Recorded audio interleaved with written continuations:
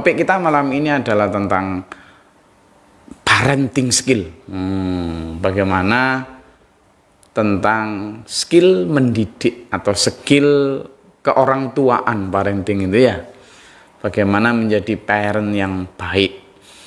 Saya tidak akan mengajari sampean tentang bagaimana menjadi orang tua yang baik karena itu sangat subjektif, tapi saya akan mencoba untuk nanti di sini mungkin ada anak-anak saya gitu. Saya ditemani oleh Gus Pio dan Mbak Gane di sini yang akan ngajak kita untuk kira-kira ya apa sih harapan anak dan harapan orang tua di dalam konteks hubungan orang tua dan anak, dan sebenarnya bagaimana sih keberhasilan orang tua itu diukur dari apa sebenarnya. Saya banyak dalam beberapa pekan terakhir ini mendapat keluhan tentang bagaimana anak terhadap orang tua dan juga orang tua terhadap anak gitu. Orang tua terhadap anak. Yang lagi viral kan ada seorang anak yang melaporkan bapaknya ke polisi. Melaporkan bapaknya ke polisi dengan tuduhan ada kekerasan dalam rumah tangga atau KDRT orang tua yang dianggap anak. Saya tidak ingin masuk ke dalam substansi perkara ya, karena itu bukan domain saya, bukan ranah saya, dan saya juga nggak tahu kronologis asli. Tapi setelah saya dengar dari sekilas yang lagi viral, yang lagi ini anak yang melaporkan bapaknya ke polisi itu beralasan bahwa dia mendapatkan kekerasan dari bapaknya dan dia kena mental health, kena macam-macam lah. Ya, ternyata kemudian setelah dilaporkan adiknya kemudian speak up, artinya bersuara bahwa bapak saya nggak begitu. Ternyata si anak ini memang sengaja sejak dulu nakal, suka minum-minuman segala macam, pokoknya nakal banget. Kemudian satu hari memang menjebak bapaknya, dia mengulang dengan mabuk-mabukan sehingga membuat marah bapaknya dan bapaknya kemudian memukul, dan bagaimanapun itu keliru, tetapi dia memang sengaja itu divideokan lalu diviralkan dan seterusnya lah. Intinya akhir-akhir ini kita disuguhi oleh banyak sekali kasus-kasus di mana hubungan atau relasi antara orang tua dan anak itu sudah tidak lagi pada relasi ideal yang diidamkan. Orang sudah tidak melihat lagi orang tua dan anak itu sebagai relasi psikologis, tapi hanya sekedar relasi biologis. Jadi tidak ada hubungan psikologis lagi, tapi sudah sekedar relasi biologis bahwa yes, I'm your children, yes, I'm your parents. Bahwa saya anakmu, saya bapakmu, atau saya orang tuamu, itu aja. Akhirnya hubungannya ya sekedar ATM. Saya minta orang tua uang dan orang tua juga bekerja keras untuk menyediakan kebutuhan anak, that's all. Nah ini kan berbahaya, padahal orang tua dan anak itu diberi peran oleh Tuhan di muka bumi, itu tidak hanya sekedar lewatan genetika, pilihan DNA, bukan hanya itu. Nah ini yang ayo kita coba kritisi dini. What's wrong? What's wrong? Apa yang salah sebenarnya? What's going on? Apa yang sedang terjadi sebenarnya? Ada apa kok semacam terjadi pergeseran nilai-nilai? Kenapa sedemikian gampang orang tua dan anak berperkara di pengadilan? Entah itu hanya karena dicubit, entah itu hanya karena warisan, entah itu hanya karena ada apa ini? Kenapa tidak ada lagi misalnya tepo seliro, saling menghargai dan menghormati gitu? Terus terang, kalau sampean bertanya terhadap generasi tahun 80-an, kayak saya inilah generasi tahun 70-an, yang lahir tahun 70-an lah. Itu sangat terbiasa. Saya tidak sedang membenarkan kekerasan terhadap anak, enggak. Tapi kami sangat terbiasa dengan barokah dalam tanda kutip kalau hanya sekedar dicubit ibu karena kita misalnya telat sholat misalnya. Kalau hanya sekedar dipukul sama bapak dengan kayu kecil di pantat kita atau itu hal yang sangat apa ya, kita tidak melihat itu sebagai kemarahan bapak atau murka ibu, enggak itu kita tuh sangat sadar bahwa itu karena kebandelan kita saja itu. Dan akhirnya apa? Kita bismillah itu sebagai anak sebandel apapun itu enggak pernah berani bantah orang tua itu. Enggak pernah berani, apalagi kemudian sampai naudzubillah min dzalik melukai, ya Allah, naudzubillah. Ini juga terjadi di dunia pendidikan toh. Dulu ketika kita masih SD itu, saya SD tahun 80-an ya. Itu kalau misalnya dimarahi guru, dicubit guru atau sekedar apa, diceblek sama guru, pulang enggak berani ngomong sama orang tua. Nah, kalau ngomong sama orang tua ditambahi gara-gara kamu pasti itu. Tapi artinya apa? Apakah anak-anak zaman dulu kemudian sekarang ini bodoh-bodoh? Enggak juga tuh. Banyak yang cerdas, yang hebat-hebat juga keluar negeri menjadi para profesor hebat juga dengan akhlak yang insya Allah juga tidak kalah baik. Ada sehingga that's the question mark. Apa? Sebenarnya ada tanda tanya besar ini. Oke, kalau kita sekarang enggak bisa kayak dulu lagi. Ya, justru kenapa itu? Kita tidak sedang menyarankan orang tua untuk memukul anak. Kita juga tidak sedang menyarankan guru-guru untuk kemudian menggunakan kekerasan dalam mendidik, tapi ini ada pola relasi yang perlu dipertanyakan gitu. Ada apa? Kemana nilai-nilai penghargaan dan toleransi dalam tanda kutip bahwa hal-hal seperti itu tidak kemudian langsung ke pengadilan, tidak kemudian langsung masuk ke pidana. Kenapa? Nah, sehingga apa yang kita perlu diskusikan di sini adalah begini dulu. Kalau di dalam Al-Quran kita diajarin oleh Quran tentang kisah Luqman. Kisah Luqman. Bahkan konon Luqman itu adalah seorang yang berkulit hitam.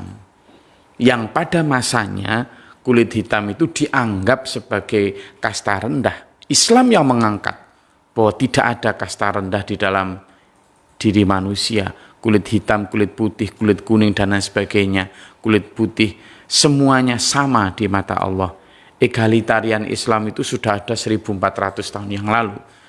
Dan Luqman justru dijadikan oleh kitab suci Quran, diangkat sebagai contoh bagaimana parenting skill yang luar biasa. Betapa Luqman misalnya mengajari anak-anaknya tentang berdiskusi, menanamkan nilai, internalisasi nilai terhadap anak, tidak dengan kekerasan juga, tidak dengan apa, tapi dengan pertama adalah tausiah, ngomong, verbal, open communication, komunikasi terbuka. Anak-anaknya dikumpulkan, ngobrol dengan hati ke hati, dengan penyelaman bahasa yang dimengerti, pertama. Yang kedua, juga dengan apa? Teladan. Luqman memberikan teladan yang baik terhadap anak-anaknya. Dan yang tidak kalah penting, di situ dia mengajari anaknya untuk berdoa kepada Allah. Simple sebenarnya. Parenting skill didasarkan pada 3 hal ini. Apa itu? Tausiah. Tetap lakukan komunikasi. Tausiah ini tidak harus kemudian dalam bentuk ceramah. Ya, saya ngomong tausiah ini adalah watawasau bil haq, watawasau bis sabar. Sabar mengingatkan dan sadar diingatkan. Orang tua mau sabar mengingatkan, tetapi orang tua juga siap untuk diingatkan. Jadi kalau menghadapi anak-anak sekarang, maaf cakap, itu harus berani diprotes loh. Artinya anak-anak sekarang itu sudah beda dengan zaman kita dulu waktu masih kita anak-anak tahun 80-an yang tidak berani protes. Anak-anak sekarang loh, Abi kok gitu? Oh, saya sering dipertanyakan gitu sama anak-anak ini kan. Iya Gus ya. Mbak Ciza anak saya itu yang umur berapa? Yang umur 8-6 tahun sejak kecil loh. Loh ayo, Abi nggak puasa gitu. Saya kan kadang saya entah karena beda jadwal kan, puasa saya sama anak-anak itu kadang beda jadwal. Nah, loh Abi kok nggak puasa? Berani gitu. Gitu. Saya sehingga tidak boleh bohong. Misalnya saya gini-gini, iya nak, saya nggak puasa karena kemarin sudah puasa, hari ini tidak. Nah, ini dalam konteks puasa sunnah ini, bukan puasa wajib. Artinya dalam hal kayak gitu. Dan sering juga, Abi, kenapa sih kayak tadi misalnya? Saya tadi tuh nemui tamu terus banyak karena memang Tamu ini sebenarnya bukan tamu, tapi jamaah yang saya ajak ngobrol bareng dan agak serius. Dia tanya, Bi ada apa ini? Nggak ada apa-apa, makan-makan. Bi ada apa? Nggak ada apa-apa, Abi ulang tahun. Dia bilang, Abi nggak pernah ulang tahunan katanya. Ayo jujur. Nah anak itu berani begitu.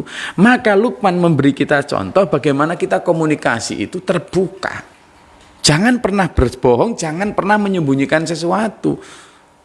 Kalau kita sudah open speak, sudah speak out, ngomong. Dan kita komunikasi, begitu ada hal-hal yang misalnya kita melihat anak kita kok kayak gimana gitu, langsung ngomong, dekati, ada apa nak? Jadi jangan sampai ada tersumbatnya komunikasi. Dan jangan selalu mengandalkan headset, gadget. Apa-apa dikit-dikit pakai WA, dikit-dikit pakai, beda bro. Ya beda lur, beda. Kalau kita bicara misalnya dengan anak kita pakai video, kalau beda dengan misalnya kita langsung kontak, jadi eye contact, kontak mata, kemudian body language atau bahasa tubuh, sinar mata, ini beda. Nah lakukan itu. Jangan hanya karena kemudian kita sibuk bekerja sampai melupakan hal yang sifatnya ini itu. Gimana Mbak Kan? Gitu ya kan?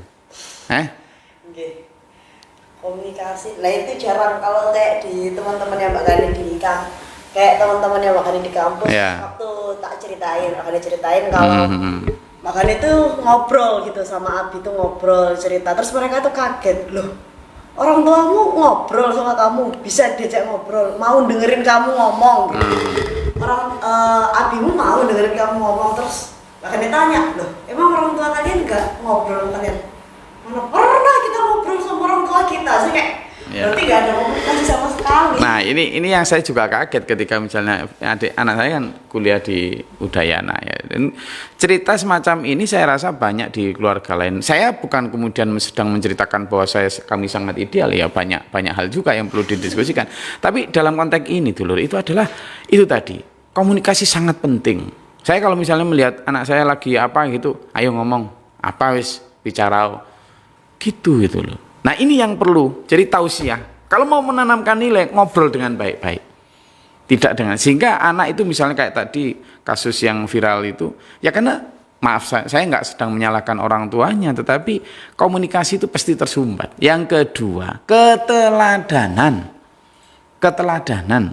Orang tua kalau mau anaknya baik, ya sampean baik dulu. Keteladanan dulu. Karena yang dilihat itu selalu berpikir children think, children do. Children see, children do.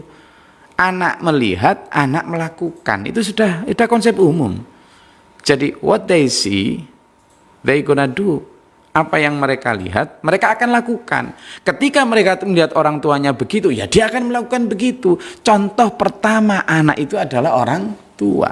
Karena itulah pentingnya komunikasi dan keteladanan di dalam Islam. Selalu begitu. Luqman begitu. Luqman soleh dulu lalu ngajak anaknya untuk menjadi soleh dengan keteladanan. Saya tidak sedang mengatakan saya soleh-soleh banget. Saya nggak tahu ini. Jadi itu. Makanya kadang itu pun sudah keteladanan. Misalnya saya sedang bangunkan anak-anak saya, itu ya makanya ya. Iya Gus Bio. Sini toh. Bangunkan untuk tahajud gitu aja gimana ya? Loh, kita sudah sholat dulu, sudah gitu aja kadang masih berat. Apalagi kalau kita hanya nyuruh, nah ngaji, tapi dia sendiri nonton sinetron, nonton bola. Nah sholat, tapi dia sendiri nonton HP, TikTok, bla bla bla. Ya gimana? Jadi keteladanan.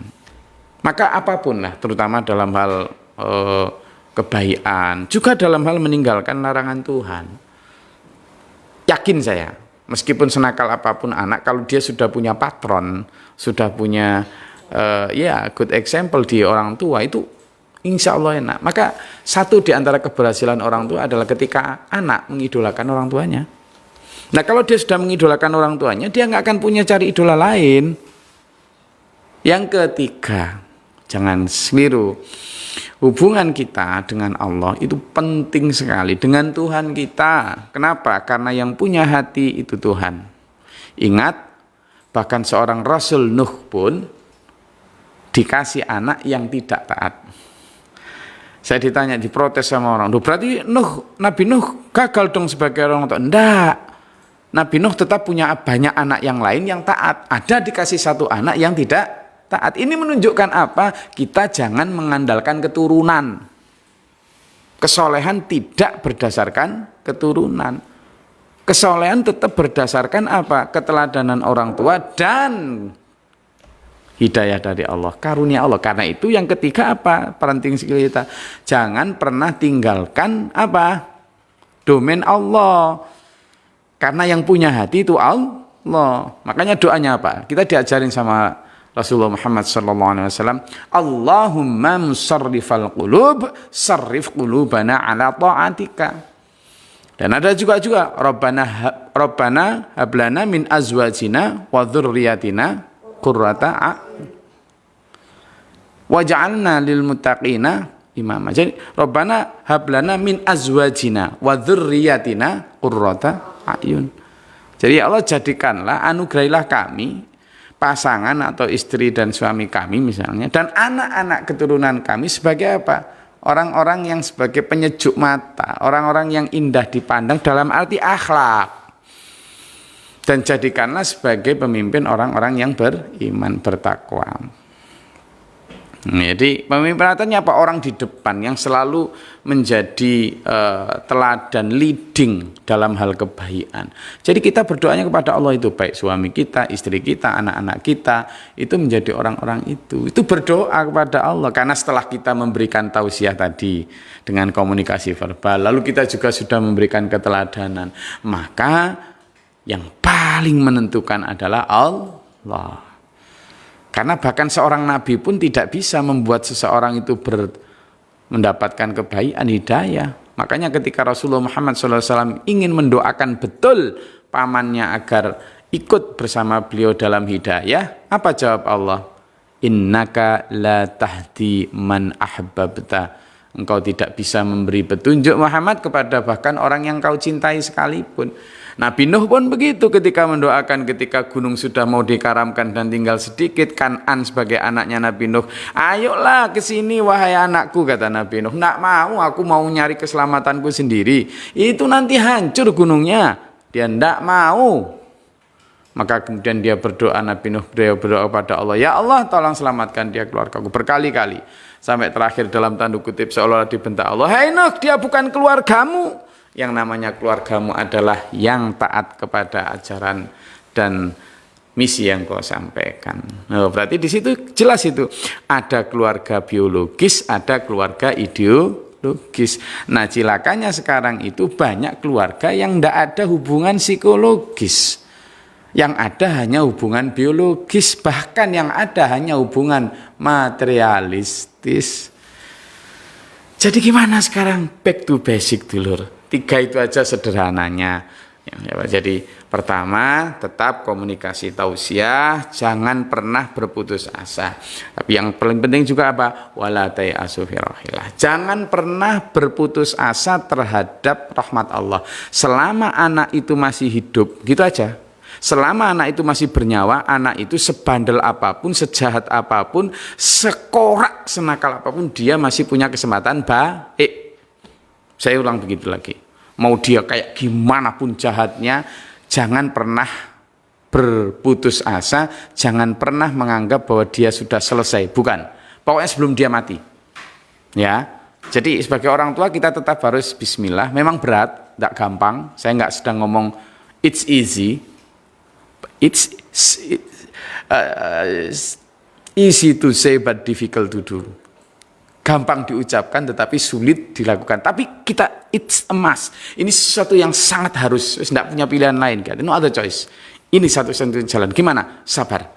Dan tetap berhusnudzon kepada Allah bahwa sejelek apapun anak kita, itu bisa jadi karena kita yang tidak memberikan teladan yang baik, karena mungkin doa kita kurang, sedekah kita mungkin kurang. Selain itu, tetaplah berharap bahwa suatu saat setelah kita memberikan tausiah tiap hari, kita juga memberi teladan yang baik, kemudian kita juga berdoa kepada Allah, insya Allah Allah akan memberikan hidayahnya. Saya rasa itu dulu. Ada yang mau ditanyakan Mbak Gani, Gus Fio, Mbak Afi?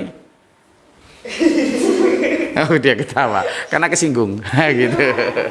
Tapi yang jelas kita sebagai orang tua ya harus kesinggung juga dan refleksi terhadap diri kita, jangan sampai terjadi yang seperti viral itu. Bagaimana caranya itu jadi? Kita tiru Luqman, bagaimana juga para nabi para rasul mencontohkan how to be a good parents. Jadi saya rasa itu yang bisa saya sampaikan, mudah-mudahan bermanfaat. Sampai ketemu pekan depan. Allah meridai merahmati kita. Bila taufiq wal hidayah. Wassalamualaikum warahmatullahi wabarakatuh.